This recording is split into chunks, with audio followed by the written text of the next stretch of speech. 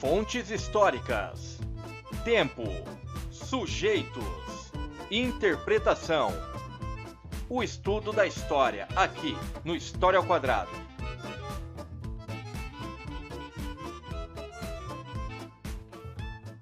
E o tema deste vídeo é o estudo da história, ou seja, tema importantíssimo aí para a gente entender o que é, como é feita, como é pesquisada a história. Então, vídeo essencial de introdução aos estudos históricos. Primeiramente, o que é a história? Esta é uma pergunta importantíssima.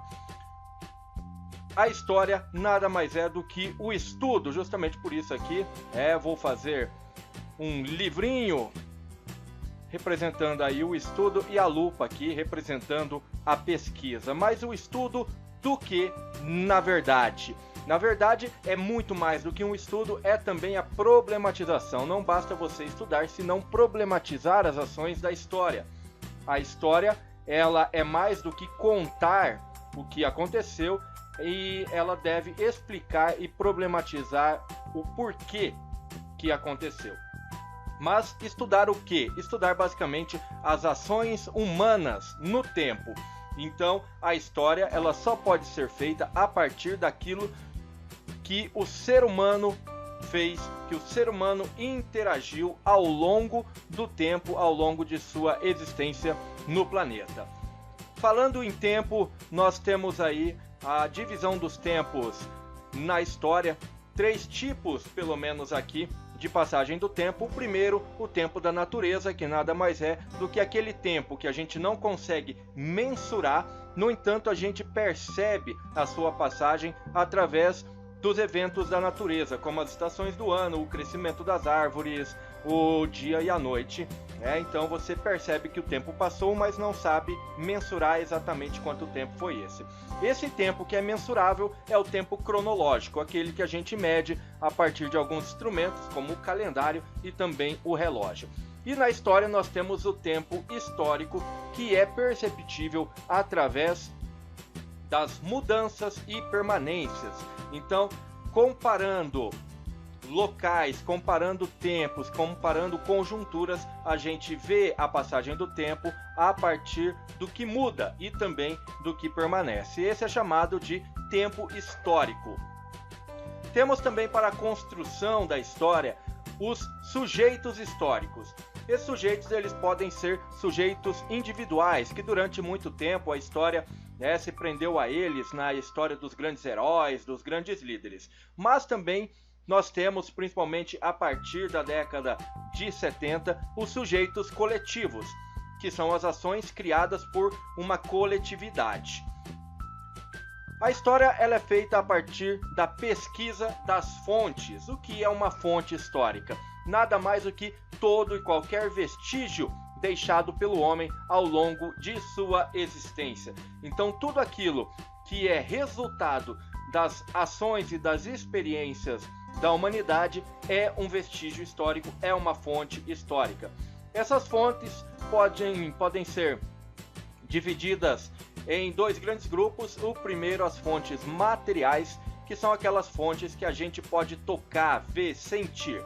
As fontes materiais, elas se subdividem em 3 grandes grupos. O primeiro, as fontes escritas, ou seja, documentos, cartas, revistas, tudo aquilo que se utiliza da linguagem escrita é uma fonte escrita. Temos as fontes visuais, que são aquelas que a gente vê, como por exemplo, fotografias, cartazes de produtos.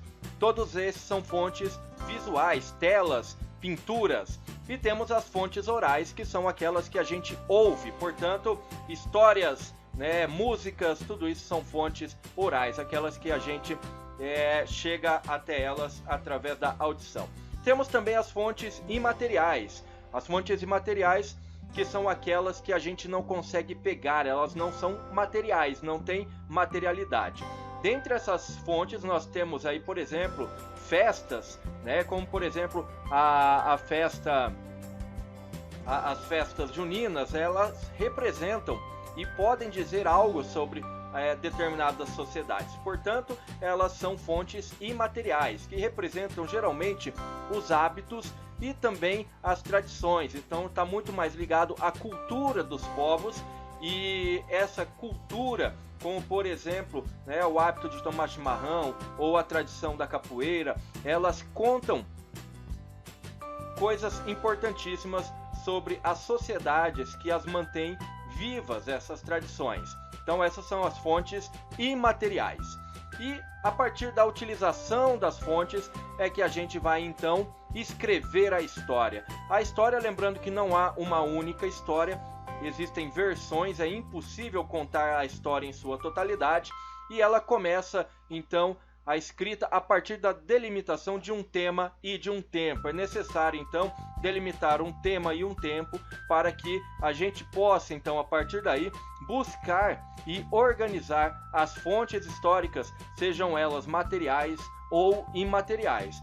A partir da organização dessas fontes é importante interpretá-las, porque as fontes elas não dizem algo por si só, elas não são autoexplicativas. O historiador precisa interpretá-las, precisa e a partir também de sua subjetividade, mas também da objetividade do estudo é que se cria as hipóteses ou as versões históricas. Então, este foi o vídeo sobre o estudo da história, aqui no História ao Quadrado.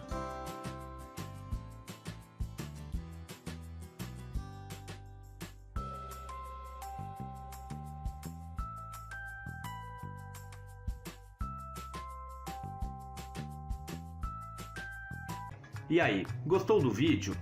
Então deixe o seu like, aproveita e se inscreva. E ative as notificações para não perder nenhum dos próximos. Acesse esse e outros materiais no meu site historiaoquadrado.com. Eu sou o professor historiador Giovanni Bernini.